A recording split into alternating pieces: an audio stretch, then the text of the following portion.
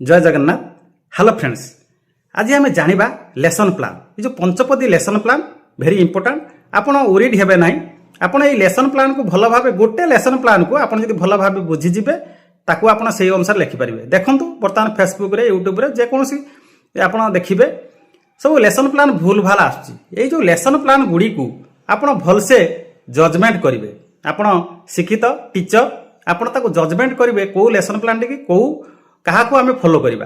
तेनाली से अनुसार lesson plan T आप कौन करेंगे ना लिखे आ लेसन प्लान को आप देखिए। से जो लेसन प्लान आसूची तार ताने करिकुलम गोल जोटा कि सीजी सब माने भूल भाल रोचे।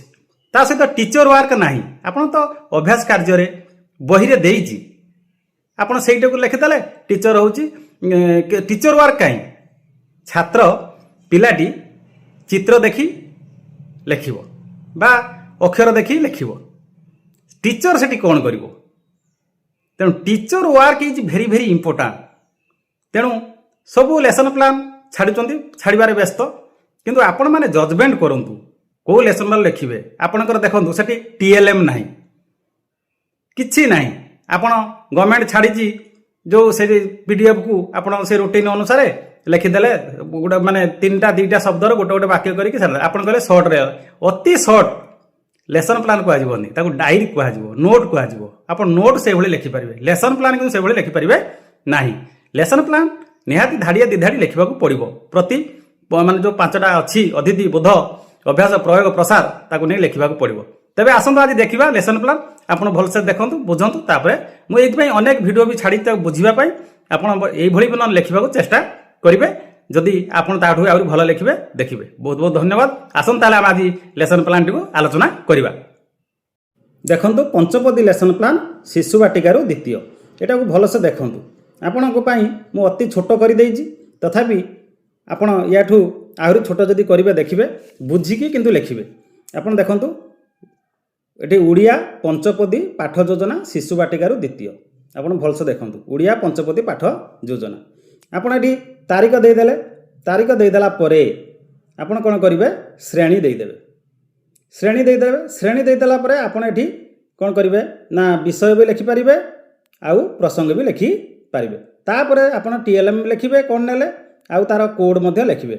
मु देखंतु ए कागज रे धरिनि बोली छोट छोट लिखि देइछि। आपणकर मु जो भली लिखिछि आपण प्रथमे डेट देदेबे। डेट देदेला परे आपण क्लास देदेबे। क्लास देदेला परे आपण सब्जेक्ट देदेबे। सब्जेक्ट देदेला परे आपण टॉपिक देदेबे। टॉपिक देदेला परे आपण कोन नेले आपणकर जो कोड जोटा कि सी कॉम्पिटेंसी जोटा कि हम देखंतु मुझे आपको कहवाई चेष्टा करुँची। आपण मु गोटे चैनल देखुली से सी 1.1 को कॉम्पिटेंसी बा एटा करिकुलम उठी जाइए तीनोटी अच्छी एमती कहते। किंतु देखंतु ये जो सी 1.1 एटा हूँ कॉम्पिटेंसी। ये जो कॉम्पिटेंसी नेले सी है कॉम्पिटेंसी 1.1 हूँ आम कॉम्पिटेंसी 1 नहीं ये सीटा हूँ करिकुलम गोल। करिकुलम गोल 1 रे कॉम्पिटेंसी 1 आपण एटा मने रखिबे। तेणु से भली आमर जो करिकुलम गोल 5टी अच्छी प्रस्तुति पर्याय आउ एठी भी मध्य पर्याय 5टी अच्छी। एठी 15टी अच्छी कॉम्पिटेंसी एठी 16टी अच्छी कॉम्पिटेंसी। आपण एटा मने रखंतु। आपण तापरे आपण आरंभ कर देबे जो स्टेप गुडाक। मु एठी नेइची देखंतु 3टा नेइची। गोटे होची शिशु बाटिका पय लिखिची एठी प्रथम श्रेणी पय लिखिची तापरे आपणकर एठी द्वितीय श्रेणी पिलांक पय लिखिची। आपण ताकू चाहिए गोटे घर भी लिखि पारिबे। मनकर यही घरटी रे आपण सब गुड़ाक भी लिखि पारिबे। 1 नंबर देदेबे शिशु बाटिका पय 2 नंबर देदेबे प्रथम श्रेणी पय 3 नंबर देदेबे द्वितीय श्रेणी पय आपण लिखि पारिबे। एटा होची मो चैनल पंडा क्लास लिखि देछि। एटा किछि नै आपण देखिबे। तेणु यही जो जिनस को हम देखा अधीत कौन होची आम शिशु बाटिका पय कौन नहीं ना मोटे सक्रियात्मक कार्य नहीं पवन तार आहार खाए गुईटा पहाड़ बा आप जहाँ नहीं पारे सक्रियात्मक कार्य मोर एटी तार जो समतान ध्वनि विशिष्ट शब्द को से चिन्हे गढ़े और प्रश्न आधारित कथबार्ता हम से प्रश्न पचारे प्रश्न उत्तर कार्यक्रम हम टीचर एटी प्रश्न पचारे सक्रियात्मक कार्य सरला मु बोधरे कौन नहीं ना परिचित शब्द रे च अक्षर चिन्हे यथा चषमा चपल चक चणा ଆପଣ ଯେତେ ନେଇପାରିବେ ତାଙ୍କ ପରିଚିତ ସେ ଚପଲ ପିନ୍ଧୁଛନ୍ତି ଚଷମା ଲୋକ ଜାଣିଛନ୍ତି ତେଣୁ ସେ ପରିଚିତ ଇଏକୁ ନେଇକି ଚ ଅକ୍ଷର ତାଙ୍କ ଶବ୍ଦ ଗୁଡ଼ାକ କହିବେ ବୋଧରେ ସେ କରିବେ। ଅଭ୍ୟାସରେ କ'ଣ ହେବ ଚିତ୍ର ଦେଖି ଚ ଅକ୍ଷର ଚିହ୍ନିବେ ଓ ଅକ୍ଷର ସହିତ ଯୋଡ଼ିବେ ଚିତ୍ରକୁ ଦେଖିକି ଚିହ୍ନିବେ ଯୋଡ଼ିବେ। ସମତାନ ଶବ୍ଦର ଗୋଲ ବୁଲେଇବେ ସମତାନ ଶବ୍ଦର ଗୋଲ ବୁଲେଇବେ ଆଉ ପ୍ରଶ୍ନ ଉତ୍ତର କହିବେ ପ୍ରଶ୍ନ ଉତ୍ତର କରିବେ ଏବଂ କହିବେ।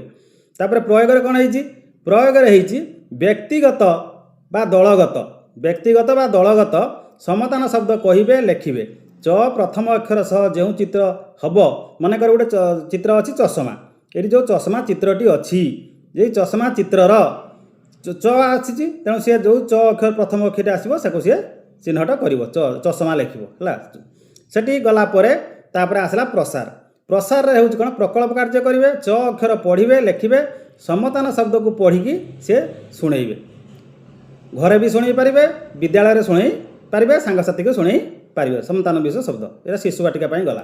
ତାପରେ ଆମେ ଆସିଲା ପ୍ରଥମ ଶ୍ରେଣୀ ପାଇଁ ଆପଣ ଭଲସେ ଦେଖନ୍ତୁ ପ୍ରଥମ ଶ୍ରେଣୀ ପାଇଁ ମୁଁ ଏଠି ଓଡ଼ିଆ ଲେଖିଛି ପାଠ 3 ନେଇଛି ମୁନି ଏ ଯେଉଁ ପାଠ 3ରେ ମୁଁ କ'ଣ ନେଇଛି ନା ମୁନି ଦେଲା ହସି ମୁଁ ନେଇଛି। ସେଠି ସକ୍ରିୟାତ୍ମକ କାର୍ଯ୍ୟ ପରେ ସେ ଏଠି ହେବ ତାଙ୍କ ପାଇଁ ସେଇ ଗୋଟିଏ ସକ୍ରିୟାତ୍ମକ କାର୍ଯ୍ୟ 3ଟା କ୍ଲାସ୍ ପାଇଁ ଆପଣ କରିପାରିବେ। ତାଙ୍କୁ ସେଭଳି ପ୍ରଶ୍ନ ପଚାରିବେ ଚିତ୍ର ଦେଖି ଶବ୍ଦ କହିବେ ଏବଂ ଶବ୍ଦର ପ୍ରଥମ ଅକ୍ଷର ଚିହ୍ନିବେ ଆଉ ପ୍ରଶ୍ନ ଉତ୍ତର ଦେବେ। ତାଙ୍କର ଏଇଟା ଗଲା କେଉଁଠିରେ ଆପଣଙ୍କର ଅଧୀତିରେ। ତାପରେ ବୋଧରେ ଆସିବ ଶିକ୍ଷକ 3-4 ଥର ପଠନ କରିବେ ସେ ପାଠଟିକୁ ଶିକ୍ଷକ 3-4 ଥର ମୁଁ ସର୍ଟରେ ଲେଖିଛି ଭାବଭଙ୍ଗୀ ଉତ୍ଥାନ ପତନ ସ୍ୱର ଦେଇ ସେମାନେ ଶିକ୍ଷକ ପଢ଼ିବେ। ତାପରେ ପ୍ରସଙ୍ଗ ଆଧାରିତ ଆଲୋଚନା ହେବ ମୋ ଅକ୍ଷର ଆସୁଥିବା ଶବ୍ଦ ଚିହ୍ନି ସେ ଚିତ୍ର କରିବେ ଏବଂ ମୋ ଅକ୍ଷରରେ ସେ ଗୋଲ ବୁଲେଇବେ ଦେଖି ଦେଖି ଲେଖିବେ। ତାପରେ ଆସିଲା ଅଭ୍ୟାସ ଏଇ ଯେଉଁ ଅଭ୍ୟାସ କାର୍ଯ୍ୟରେ ସେମାନେ କ'ଣ କରିବେ ନା ଅକ୍ଷର ଯୋଡ଼ି ଶବ୍ଦ ପଢ଼ିବେ ଗଢ଼ିବେ ଆଉ ଲେଖିବେ ଅକ୍ଷର ଯୋଡ଼ି ଶବ୍ଦ ପଢ଼ିବେ ଗଢ଼ିବେ ଆଉ ଲେଖିବେ ପ୍ରଶ୍ନ ଉତ୍ତର କରିବେ ଆଉ ଚିତ୍ରକୁ ଦେଖି ପ୍ରଥମ ଅକ୍ଷର କହିବେ ଠିକ୍ ଚିହ୍ନ ଦେବେ। ତାପରେ ଆସିଗଲା ଆପଣଙ୍କର ପ୍ରୟୋଗରେ ଦେଖନ୍ତୁ ସେ ଅ ଗ ମ ର ଟ ଚ ଆପଣ ଯେଉଁ ଅକ୍ଷର ସବୁ ନେଇଥିବେ ସେ ଅକ୍ଷରରେ ଗୋଲ ବୁଲାଇବ ଚିତ୍ରର ନାମ କହିବ ଓ ଧ୍ୱନିକୁ ଚିହ୍ନି ଚିତ୍ର ସହିତ ଯୋଡ଼ିବ। ସେଇ ଯେଉଁ ଅ ବା ମ ସେ ଧ୍ୱନିକୁ ଶୁଣିବ ଧ୍ୱନିକୁ ସେ ଚିତ୍ର ସହିତ ଯୋଡ଼ିବ। ଏଠି କ'ଣ ହେବ ପ୍ରସାରରେ ନା ପ୍ରକଳ୍ପ କାର୍ଯ୍ୟ ଜାଣିଥିବା ପରିଚିତ ଅକ୍ଷରକୁ କ୍ରମରେ ସଜାଡ଼ିବ ଅକ୍ଷର ସାରଣୀରୁ ନେଇ ଶବ୍ଦ ଗଠନ କରିବ। ଏଇ ଗଲା ଆପଣଙ୍କର କେଉଁଟା ପ୍ରଥମ ଶ୍ରେଣୀ ପାଇଁ। ତାପରେ ଆସିଗଲା ଆପଣଙ୍କର କ'ଣ ନା ଦ୍ୱିତୀୟ ଶ୍ରେଣୀ। ଦେଖନ୍ତୁ ମୁଁ ନେଇଛି ଦ୍ୱିତୀୟ ଚିତ୍ର ରଙ୍ଗ ଏଠି ମୁଁ TLM ଗୁଡ଼ା ଛାଡ଼ି ଦିଆଯାଉଛି ଆପଣ ଲକ୍ଷ୍ୟ କରିବେ ଚିତ୍ର ରଙ୍ଗ ଶବ୍ଦ ସାରଣୀ ସବୁ ନେଇଛି TLM। ଏମାନଙ୍କର ନେଇଥିଲି କ'ଣ ନା ଅକ୍ଷର ଚାର୍ଟ ଚିତ୍ର ତଥ୍ୟ ଫର୍ଦ୍ଦ ନେଇଥିଲି କ୍ଲାସ୍ 1 ପାଇଁ ଆଉ ଶିଶୁ ବାଟିକା ପାଇଁ ନେଇଥିଲି ଅକ୍ଷର କାର୍ଡ଼ ଚିତ୍ର କାର୍ଡ଼ ଶବ୍ଦର ସୂଚୀ ପ୍ରସ୍ତୁତି ନେଇଥିଲି। TLM ପରେ ଏଠି କମ୍ପିଟେନ୍ସି ଯାଇଛି ଦେଖନ୍ତୁ C1.1 ଏଙ୍କର C1.2 ଏଙ୍କର C1.3 ତେଣୁ ଇଏ ସବୁ ଗୁଡ଼ାକ ବି ଆପଣ ଏ 3ଟା ଯାକେ ଶ୍ରେଣୀ ପାଇଁ ପ୍ରଯୁଜ୍ୟ ଅଛି। ଆପଣ ଦେଖିବେ ଯେଉଁ କମ୍ପିଟେନ୍ସି ମୁଁ ଲେଖିଛି C1.1 C1.2 C1.3 ଇଏ 3ଟା ଯାକେ ଶ୍ରେଣୀ ପାଇଁ ବି ହେବ ଆପଣ ଚାହିଁଲେ ବି ଗୋଟେ ଅଲଗା ନେଇପାରିବେ।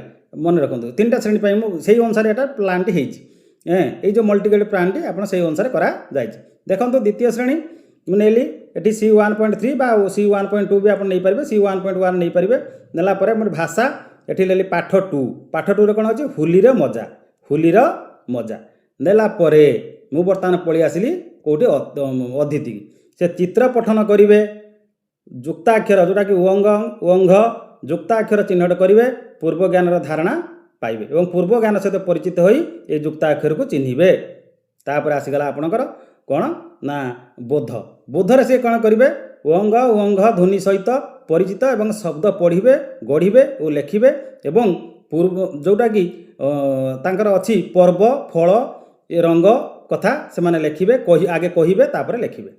ଗଲା ପରେ ଆପଣଙ୍କର ଆସିଗଲା କେଉଁଟା ଅଭ୍ୟାସରେ କ'ଣ କରିବେ ସେମାନେ ଦେଖନ୍ତୁ ଶବ୍ଦ ପଢ଼ିବେ ଲେଖିବେ ପଶୁପକ୍ଷୀଙ୍କ ନାମ ରଙ୍ଗ ଅନୁସାରେ କହିବେ ପର୍ବପର୍ବାଣୀ ନାମ ସେମାନେ ଲେଖିବେ କହିବେ ଏବଂ ପ୍ରଶ୍ନ ଉତ୍ତର କରିବେ।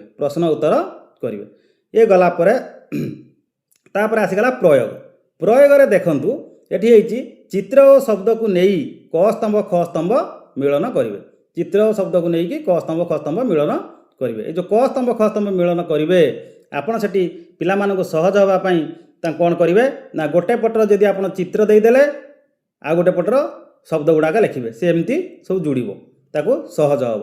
ଆପଣ ଯେମିତି ଚିତ୍ର କରିକି ବି ଏଠି ଆପଣ ଲେଖିପାରିବେ। ଏବଂ ଏକ ରଙ୍ଗ ସହିତ ଅନ୍ୟ ଏକ ରଙ୍ଗ ଯଦି ଆମେ ମିଶାଇ ଦେବା ସେ କ'ଣ ମାନେ ତାର ରଙ୍ଗର କ'ଣ ପରିବର୍ତ୍ତନ ହେଉଛି ସେ ଜାଣିବ, ସେ ଖେଳିବ। ସେଟାକୁ ପ୍ରକଳ୍ପ କାର୍ଯ୍ୟରେ ଆପଣ ନେଇଯିବେ। ତେଣୁ ତାପରେ ପ୍ରକଳ୍ପ କାର୍ଯ୍ୟ ଆସିଗଲା ଆପଣ ପ୍ରସାରରେ। ଦେଖନ୍ତୁ ପ୍ରକଳ୍ପ କାର୍ଯ୍ୟରେ ଲେଖାଯାଇଛି, ପ୍ରକଳ୍ପ କାର୍ଯ୍ୟ ହୋଲି ପର୍ବ ସମ୍ବନ୍ଧରେ କହିବେ, ଲେଖିବେ ଏବଂ ହୋଲିରେ ସବୁ କ'ଣ କ'ଣ ସବୁ ଘରେ ହୁଏ, କିସ ଆମ ସମାଜର କଥା ସେମାନେ କହିବେ। ଯୁକ୍ତାକ୍ଷର ଥିବା ଶବ୍ଦକୁ ସଜାଇ ଲେଖିବେ ଏବଂ ଏଠି ଆହୁରି ଆପଣ ଯୋଡ଼ି ପାରିବେ। ଆପଣ ହଳଦିଆରେ ଲାଲ ରଙ୍ଗ ମିଶିଲେ କେଉଁ ରଙ୍ଗର ସୃଷ୍ଟି ହେଉଛି ସେମାନେ ମଧ୍ୟ କରିବେ ଏବଂ ଦେଖିବେ ଏବଂ ଏଟା ପ୍ରକଳ୍ପ କାର୍ଯ୍ୟ କରିବେ। କଲା ପରେ ଆପଣଙ୍କର କାର୍ଯ୍ୟଟି ସରିଗଲା। ତେଣୁ ସେହି ଅନୁସାରେ ଆପଣ ଦେଖନ୍ତୁ, ମୁଁ ଟିକେ ଛୋଟ କରିଦେଉଛି, ଆପଣ ଏହାର ସ୍କ୍ରିନଶଟ୍ ବି ନେଇପାରିବେ। ଆପଣ ଏଇଟା ହେଉଛି ଶିଶୁ ବାଟିକାରୁ ଆପଣଙ୍କର ଦ୍ୱିତୀୟ ଶ୍ରେଣୀ ପାଇଁ। ଆପଣ ଭଲସେ ଦେଖନ୍ତୁ, ମଲ୍ଟିକଲର ରେସନ୍ ପ୍ଲାନ୍ ଏହି ଅନୁସାରେ ଆପଣମାନେ କରିପାରିବେ। ଯଦି କିଛି ଭୁଲ ଥିବ ଆପଣ ତାକୁ ସଂଶୋଧନ କରିବେ। ଏଟାକୁ ଆପଣଙ୍କୁ ଗୋଟେ ଆଇଡ଼ିଆ ଦେବା ପାଇଁ କୁହାଯାଉଛି। ଆପଣ ଭାବିବେନି ଏଟା ମୁଁ ଡାଇରେକ୍ଟ ଲେଖିଦେବି। ଯାହା ଆପଣ ଦେଖୁଛନ୍ତି ସୋସିଆଲ ମିଡ଼ିଆରେ ଯେଉଁଠି ଆପଣ ଦେଖିବେ ଯେଉଁଟା ଠିକ୍ ସେଇଟା ଲେଖିବେ ଏବଂ ଯାହା ଆପଣ ମନକୁ ଆସୁଛି ବୁଝୁଛନ୍ତି ସେହି ଅନୁସାରେ ଲେଖିବେ। ଆପଣ ଡାଇରେକ୍ଟ କପି କରିବେ ନାହିଁ, ଏଇଟା ମୋର ଅନୁରୋଧ। ଆପଣ ଆଗେ ଭଲସେ ମୁଁ ଯେଉଁ ଭିଡ଼ିଓ ଗୁଡ଼ାକ ଛାଡ଼ିଛି କେମିତି କ'ଣ ଅଦିତରେ କ'ଣ ବୋଧର କ'ଣ ଅଭ୍ୟାସ କ'ଣ ପ୍ରୟୋଗ କ'ଣ ପ୍ରସାର କ'ଣ ସେଇଟାକୁ ଆପଣ ଜାଣିଯିବେ, ଜାଣିଥାନ୍ତି ଏବଂ ଜାଣିଥିବେ ନହେଲେ ଦେଖିବେ, ଯେଉଁମାନେ ନୂଆ ଆସିଛନ୍ତି ଦେଖିବେ। ଦେଖିଲା ପରେ ଆପଣ ସେଇଟା ଏଗୁଡ଼ାକ କରିବେ ଏବଂ ଏଇ ଯେଉଁ କାର୍ଯ୍ୟକ୍ରମ ହେଉଛି ଆପଣଙ୍କର ପିଲାମାନଙ୍କର କ'ଣ ଓନ୍ଲି କମ୍ପିଟେନ୍ସି ହାସଲ ପାଇଁ, ଦକ୍ଷତାର ବିକାଶ ପାଇଁ ଏସବୁ କାର୍ଯ୍ୟ ହେଉଛି ଏବଂ ତାଙ୍କର ଯେଉଁ ୟେଲୋ ଲାର୍ଣ୍ଣିଂ ଆଉଟକମ୍ ଆସିବ ଆମର ଗଭର୍ଣ୍ଣମେଣ୍ଟ ଯେଉଁ କହୁଛନ୍ତି ସିଜି କରିକୁଲମ୍ ଗୋଲ୍ ଆଉ କମ୍ପିଟେନ୍ସି ଏ ପିଲାମାନଙ୍କର କେମିତି ବିକାଶ, ସେଇଥିପାଇଁ ଆମକୁ ଇମ୍ପୋର୍ଟାଣ୍ଟ ଦେଇତେ ପଡ଼ିବ। ଦେଇକି ଆମକୁ ଏ ପ୍ଲାନ୍ କରିବାକୁ ପଡ଼ିବ। ଏତିକି କଥା ଆପଣ ମନେ ରଖନ୍ତୁ। ଏଇ ଯେଉଁ ଆମେ ଆଗରୁ ଜାଣିଥିଲେ ଯେ ଟିଚର ୱାର୍କ ଆମେ କ'ଣ କରିବା, ଟିଚର ୱାର୍କକୁ ଦେଖନ୍ତୁ ଆମେ ଏଇ ଥିଲା ପ୍ରଥମେ ଆପଣ ଜାଣିଥିବେ ତାର ପ୍ରୋସେସ୍ କ'ଣ, ପ୍ରୋସେସ୍ ବି ଆପଣ ଠାରିପାରିବେ। ଟିଚର ୱାର୍କ କ'ଣ ଆପଣ ଲେଖିବେ, ଷ୍ଟୁଡେଣ୍ଟ ୱାର୍କ କ'ଣ ଆପଣ ଲେଖିବେ। ତାପରେ ଆପଣଙ୍କର ଇଭାଲୁଏସନ୍ କ'ଣ କଲେ, ଆପଣ ଏଠି ଅବଜରଭେସନ୍ କଲେ କି ଓରାଲ୍ କଲେ କି ରିଟିନ୍ କଲେ କି ଆପଣ ଯାହା ଆପଣ କରିବେ ଏଟା ପ୍ରକଳ୍ପ କାର୍ଯ୍ୟ କଲେ ସେଇଟାକୁ ଆପଣ କେମିତି କ'ଣ କଲେ ସେଇଟା ଲେଖିବେ। ଏଇ ହେଉଛି ପ୍ରୋସିଡିଓର ଅଛି ଆପଣଙ୍କର। ଏଇ ଯେଉଁ ପ୍ଲାନ୍ ସହିତ ଆପଣଙ୍କ process, teacher work, student work, evaluation এটা জড়িত হয়ে রয়েছে, সেই অনুসারে আপনার লিখবে। বহুত বহুত ধন্যবাদ। জয় জগন্নাথ। নমস্কার।